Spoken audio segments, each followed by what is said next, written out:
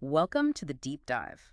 Okay, let's unpack this. We've got a truly extraordinary narrative you shared with us. It's one person's life lived right on the edge, all laid out in this incredibly raw account. Exactly. And our mission here really is to dig into this unfiltered story.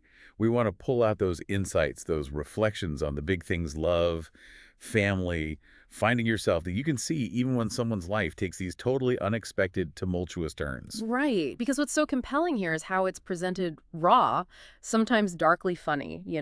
It's just packed with these surprising moments, highs and lows. We're trying to find the wisdom in a life that, well, seems set on avoiding the conventional path entirely. Looking beyond just what happened to maybe why and what it means. Okay, so let's start at the beginning. The narrator and Daphne, you pointed out this incredibly volatile dynamic they had. Oh yeah, it swung wildly. From 72 straight hours of sex, rock and roll, and menial household chores completed with manic gusto, fueled by sympamina, Right, this intense high. to, well, paranoid delusions, arguments, violence, even suicide attempts. What does that early volatility really tell us? About self-sabotage, maybe? Well, I think it highlights how these really intense experiences, especially when you mix in substance use like sympamina, can completely blow the lines. Passion, danger, it all gets tangled up. Mm-hmm. And it creates this cycle, this pattern of what the text calls dust-ups and then reconciliation. It's a really difficult loop to break out of, almost addictive in its chaos. And that recklessness, it wasn't just emotional, was it? We hear about some pretty wild incidents. The golf cart. Right. At the country club, trying to drive it through a window, apparently. That didn't end well for his job. No. Yeah. And then getting the catering job with Daphne and the crash near Seneca Falls in the Civic during sex. Yeah, crashing into a drive-in speaker post. Yeah. Really shows how chaos wasn't just around them. It was something they actively participated in, generated almost. Fueled by vodka's armor-plating effects, as the narrator puts it. Exactly. That phrase is so telling, isn't it? Mm. Alcohol is this shield. It lets him bypass consequences, or at least the fear of them, for a while. Mm-hmm. It's more than just being impulsive. It feels like a deep resistance to playing it safe, a sort of warped search for something real, maybe, even if it's destructive. Which leads us to that really dark incident at Niagara Falls, the attempted suicide. Daphne trying to go over the edge, yeah. And when he stops her, she attacks him, punches, and then later that night, the knife, he gets stabbed in the shoulder, the thigh. It's terrifying. How does that swing from intense connection to extreme violence happen? What does it say about their bond? It just lays bare the extremes, doesn't it?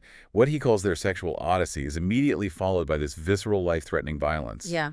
And the fact that he struggles internally to justify staying, I mean, it points to something really unhealthy, maybe a trauma bond, where that intensity itself becomes the connection overriding self-preservation. So after all that intensity with Daphne, he kind of gets pulled into this different world, the Kirschenbaum family. Right, a complete contrast in some ways. They become his holiday go-to. Warm, chaotic, but definitely different from his own family, who he mentions are prone to blood feuds. And there's that added layer of complexity with his father's affair. With Dottie, yeah. Tana Kirschenbaum's mother. Adds tension to those gatherings, I imagine. It really makes you think, doesn't it? What does family or home even mean when your own biological ties are so fraught? Right. The Kirschenbaums, with all their quirks, seem to offer him a sense of belonging, maybe a structure he's missing. Even if it's unconventional, like Dottie flirting with him, they're like an anchor. And after struggling with jobs like that stint at Carvel. Which sounded pretty bleak. Yeah. He gets this completely unexpected opportunity from Uncle Marvin, who's part of that Kirschenbaum circle. Right. Uncle Marvin introduces him to the Pontiff. The Pontiff, head of this drug operation, and the description of his place, it's something else. Lava lamp, batik tapestries. Dreadlocks. Dressed like a South American farmer, sitting on a velvet armchair like a throne. It sounds almost surreal. Definitely not your typical career path. No, definitely not. And his reasons for taking the job, it seems like it's not just about the money, though that's part of it. Right. There's this mention of wanderlust, wanting freedom from, boring jobs. A kind of cynical detachment, maybe. Plus, maybe the sheer weirdness of it appealed to him. Embracing the absurdity, like you said. Yeah. And the Pontiff's system, it's described as ingenious, audacious even. It really was quite structured. You had the face for delivery, the middleman. Communicating with pagers, which at the time felt cutting edge. He calls it a miniature homage to the state of the art. the tether. And customers ordering a gentleman's quarter by calling 1212 get weed. It's almost comical. It is, but that structure, that seemingly foolproof scheme, Yeah. you can see how it would attract someone looking for excitement and, frankly, easy money compared to Carvel. Mm-hmm. It felt sophisticated, maybe? In its own illicit way, yes, a world away from minimum wage. So this new income lets him make the move. To the city. The Chelsea Hotel, specifically. Ah, the Chelsea. Well, Iconic. yeah, but described as patchwork and decay. Random paintings, no closet, communal bathroom. Still expensive, though. But that's the thing, isn't it? The Chelsea, even with all his flaws, it represents something else. Freedom, maybe. Artistic spirit. A break from suburbia. Definitely. It's a very deliberate choice, seeking out this gritty, bohemian life. It marks a real shift in his identity, I think. And you meet some characters there. Herman, the desk clerk. The master of this environment. Ray Mondavi, the photographer. Black belt in the art of the flirtatious insult. Huh, yeah. And Kay, the supermodel. From Venomous Iris, right? Right. What did these connections offer him initially? Well, interestingly, despite being surrounded by these vibrant people, he talks about feeling lonely at first, struggling to connect authentically. There's that line about supermodels being like, athletes brilliant but limited in worldview. Right. It suggests he found the scene maybe a bit superficial, hard to find real depth. And then his financial situation gets another boost. He starts moonlighting for Danny Carr, Right, basically drumming up more business for the pontiff. creating this polyethnic cast of characters with imaginary smoking habits to place fake orders. Which is quite a step, really. That's what lets him fully embrace the Chelsea lifestyle, financially. But it's a bigger risk too, right? Oh, absolutely. It's a clear moral compromise, and it definitely increases his exposure. You can feel things getting riskier. It's foreshadowing, for sure. Deeper into the dangerous side of things. And just as things seem to settle into this new rhythm, romantic complications, okay? Right. The tension builds, but then Nate. Nate, the rock star boyfriend. That scene is brutal. Nate walking out cradling his cock, Kay looking freshly fucked. Oof. Yeah. It's not just about feeling betrayed, is it? It's like his romantic fantasy just slams into this really messy, complicated reality. His reaction, nuclear explosions taking place in my brain. Perfectly captures it. That intense internal chaos. Mm. Really shows how vulnerable he still is underneath the cool exterior he might be trying to project. And while that's going on, devastating news from home. His mother's illness. Yeah, the paraneoplastic syndrome, leading to lung cancer, even though she never smoked. Which, just for listeners, is when the body's immune response to a tumor inadvertently attacks healthy tissue. A really cruel diagnosis. Incredibly cruel. And this happens while his father is still carrying on that affair with Janine. Right, the juxtaposition is stark. It forces a kind of reckoning, doesn't it? Yeah. Facing mortality, the imperfections of his family. It strips away any lingering illusions. And it seems to shift his view of his father, too. Moving maybe from anger towards something else. That line, "You aren't a dick, and I haven't always been the best son either." That feels like a huge step. Empathy, maybe? Maturation. A crack in the armor. Which brings us to Korea. Oh, boy. The Korea trip. Yeah. What was a sequence of events? Yeah. It's almost slapstick if it weren't so tragic for him. The Dateline mix-up, getting his wallet stolen, The cab accident. pleading with the airline agent, and then the final blow. Seeing Nate propose to Kay. With diamonds from Tiffany's, no less. The ultimate gut punch. His reaction? Flushing $2,000 worth of drugs down the toilet. It's such a powerful moment. That impulsiveness, that romantic hope, just crashing against cold, hard reality. It really makes you think, how much control do we even have over our own stories? Right. So many external forces. And flushing the drugs. It's symbolic, isn't it?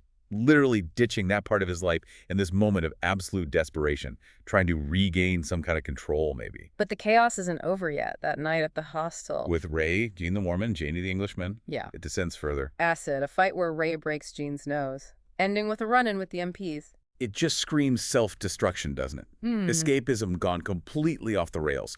In this totally foreign, dangerous setting, they're just grasping for anything, any connection, even if it leads to more violence and trouble.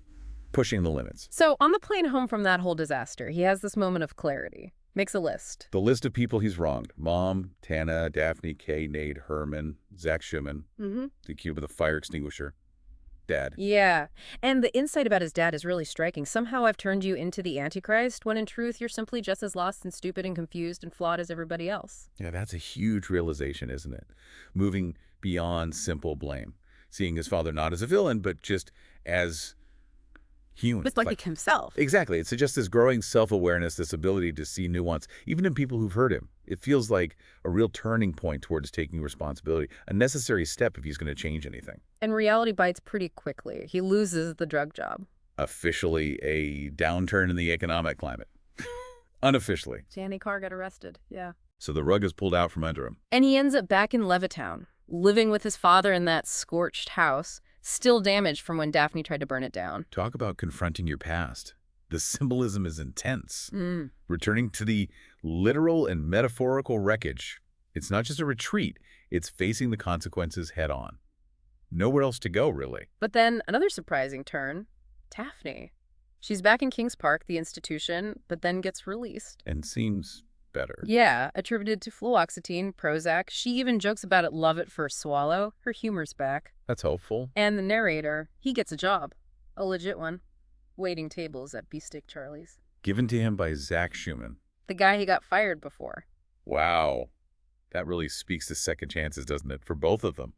Daphne finding some stability, him getting legitimate work despite everything. Maybe things can turn around. And he and Daphne reconnect. It's clear there's still something powerful there. She's bathing in his shower, his non-communal shower, importantly. The step up from the Chelsea. And they end up back in his parents' bed.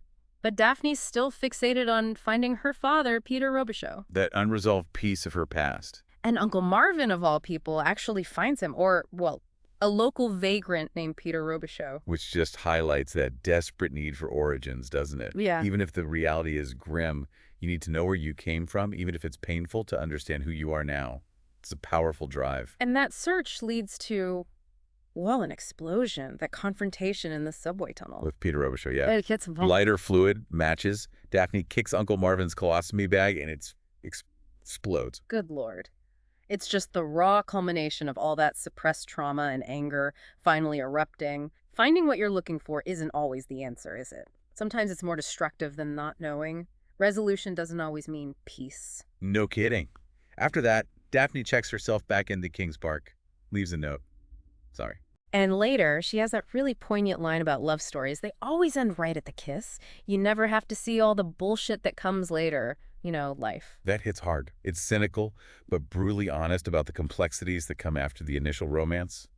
The messy reality. And the narrator seems to hear that. He has this final realization, I am not Sid Vicious. He doesn't want to wreck the joint anymore. He decides he needs a new path.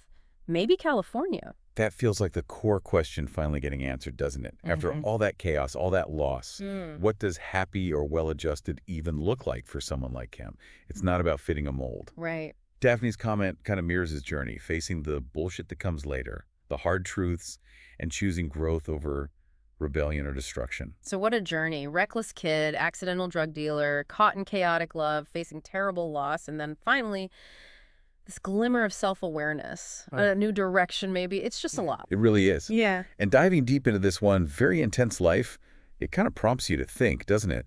Even in the most messed up, unconventional situations, people can find moments of clarity. They can find chances to reinvent themselves. Yeah. It makes you reflect on your own bullshit that comes later, you know? Yeah. The messy parts of your own life.